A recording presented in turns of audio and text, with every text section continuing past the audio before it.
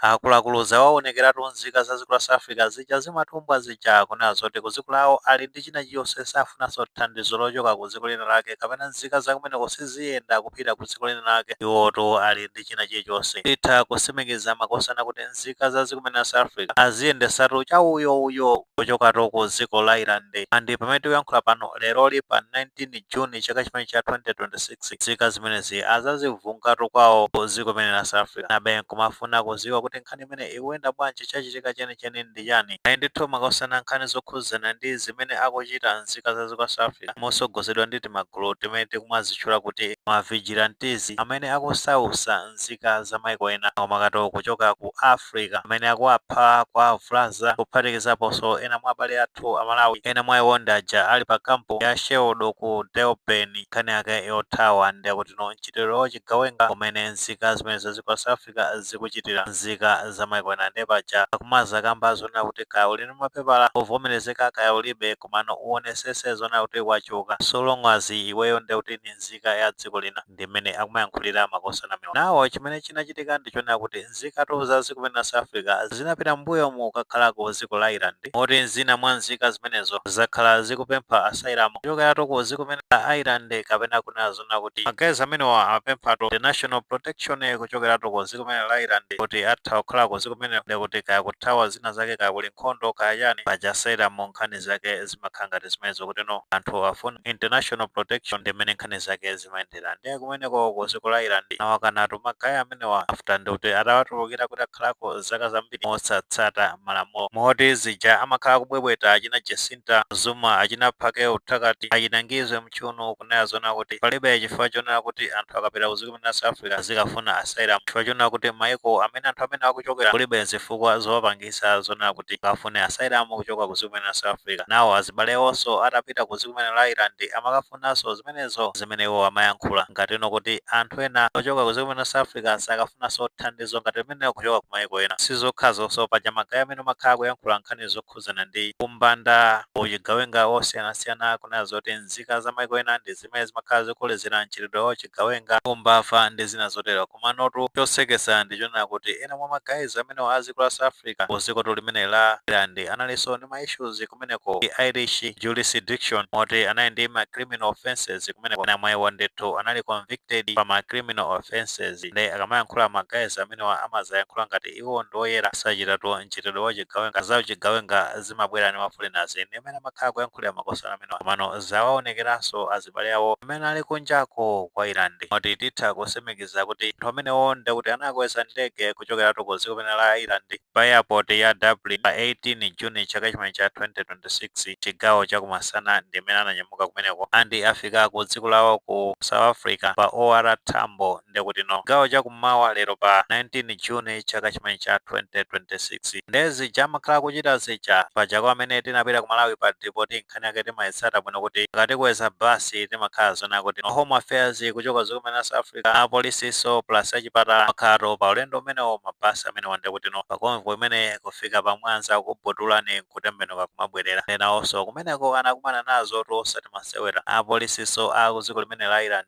anthambi yona maufulu anthu chokaso ku dziko limene la Ireland anali nawonso pa mndandanda umene kuphatikiza pamenepo azachipatala nawonso ndi kuti anakwera nawo ndege imeneyo sizokhazonso panali anthu opanga translate chiyankhulo paja ndi kuti ku Ireland nawonso ali ndi chiyankhulo chawo ndi panali ena ndithu opanga translate anakwera nawonso ndege imene kuzabotulato pa OR Tambo lero limenelo kuthekabe ena kumazadabwa kuti kodi chiwerengero cha anthu amene abotula kumeneko ndi angati ayi ndithu makosana chiwerengero cha anthu amenetu abotulidwa kumeneko ndi 42 mwa anthu amenewo anthu okwana 9 ndi kuti ndi azibambo kuchoka pamenepo ndi kuti no anthu okwana 18 ndi azimayi kuphatikiza pamenepo ndi kuti kunali anaso okwana 15 ndoti onse mtoto ndi ameneno amakwana 42 ndeno akuti chimene chinachitika nchona kuti magazi amenewa atapanga apply asylum ku dziko limene la Ireland ndipeza kuti awakana chani enawo ndi kuti no anayene milandu monga metafotokozera kale ma criminal offenses zinapezeka zoti anthu amene analandira warning kuti no voluntary achoke ku dziko la Ireland azipita kwawo ayi ndi kuti azipita dziko lina lake limene nkhani zake zimayendera nawo poseda kuti panali defiance magazi amene amaoneka kuti samafuna kupita kwawo zinapezekano zonena kuti nduna ya zachilungamo kuchokeratu ku dziko limene la Ireland inatu ndi a Jim O'Callaghan kuti anangolamulano zonena kuti magazi amene wawa ndoti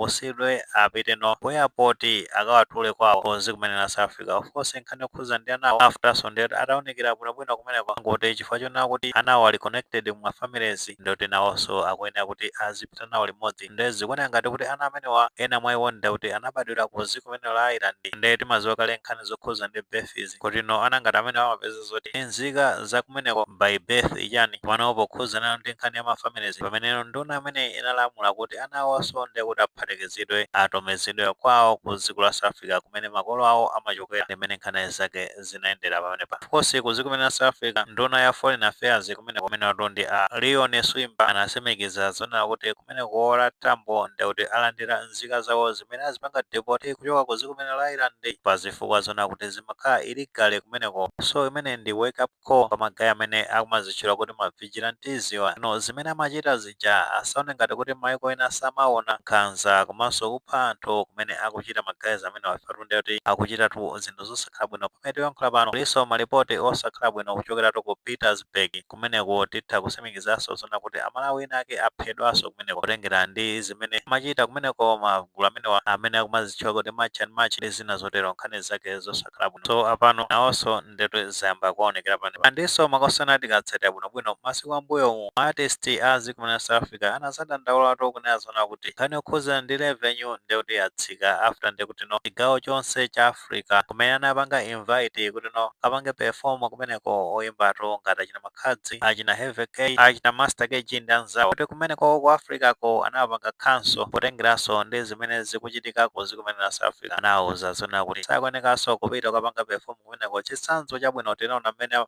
anapangira magaya aku Malawi ajawo alive kwena kunena zona kuti Likoma Island Cultural Festival jananenesa kuti sakuitananso ma artist aku dziko la South Africa nkhani zake ndizokhuzana ndi maufulu anthu amene akuphwanyidwa kumene makamaka anzika zobwera. Ndiso tinaona kuti nduna ya justice ku dziko limene la South Africa amene atu ndi mamaloko kubai nazasimikiza za nkhani imene kuti no ma artist anawapeza padandauliratu ndi zimene akumana nazo. Ndioneko ka footage kamene kakenako lemalizeni nkhani.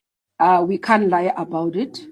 The backlash, and that's why part of the work that we are doing as government as well through DECO is engagement with businesses abroad, South African companies abroad. Minister Lamula has met with them, and we're providing services, support services and consular services for those businesses on the continent and outside the continent, so that where they face a backlash, where they face difficulties, there would be. One of the areas that we would have to look at as well, that has come to my attention as well, it's our artists.